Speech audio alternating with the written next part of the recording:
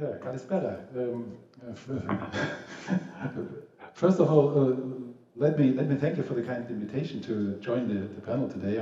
I very much regret that I couldn't make it to Athens, as we're in the midst of preparations for the Berlin Demography Days, a major conference next week. So many thanks to the organizers for allowing me to join you online. My topic is, why is cooperation between science, government, and civil society so important? And due to time constraints, I can only focus on some aspects of the so-called science policy interface, namely how to deal with complexity and the need for a transdisciplinary approach. In many European countries, politicians are concerned about low fertility rates, but this is a global phenomenon. In South Korea, as you might know, the fertility rate has fallen to 0.7 in early 2023. A few weeks ago, I gave an interview to a South Korean newspaper. They asked me, which country has the best practice in Europe?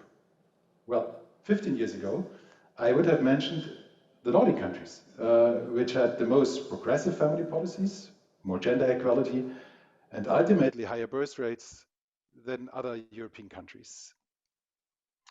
But for some time now, fertility rates have been falling in the Nordic countries, and there's a lot of research going on to understand why.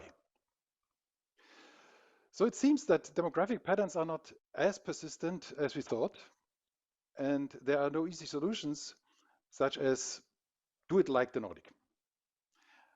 This is not to say that we cannot learn from the example of other countries, and we must take into account all the demographic, socioeconomic, cultural, and even religious particularities, and yet there is often no such thing as a one-size-fits-all approach. What works in one country may not work in another, even within Europe. The picture becomes even more complex as the population within a country becomes more diverse.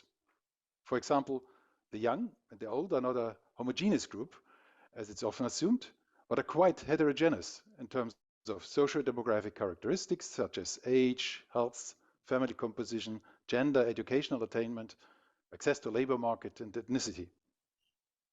Moreover, young people today have more choices than any previous generation. The male breadwinner model is no longer the norm.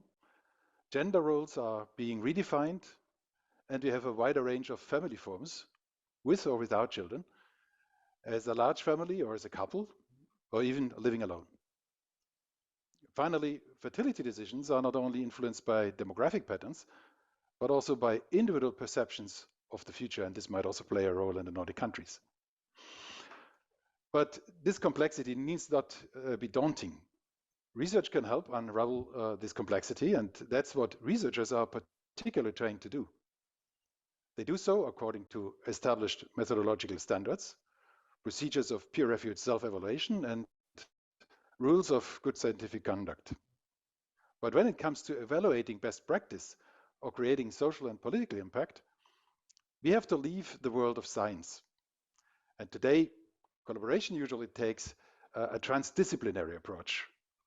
The aim is to create a platform where high-level experts from research, politics, business, and society can exchange research findings, practical experiences, perceptions of recent developments, and scenarios of possible future population developments. The aim is to learn from each other and together create new knowledge. How does it work in practice? Let me give you just one example.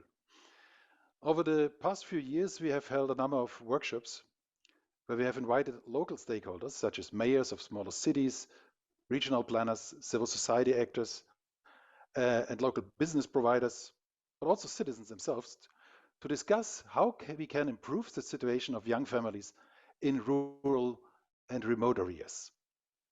This helps us in the research to understand the realities on the ground and perhaps revise our questionnaires and help local actors to know more about the population they are dealing with now and in the future.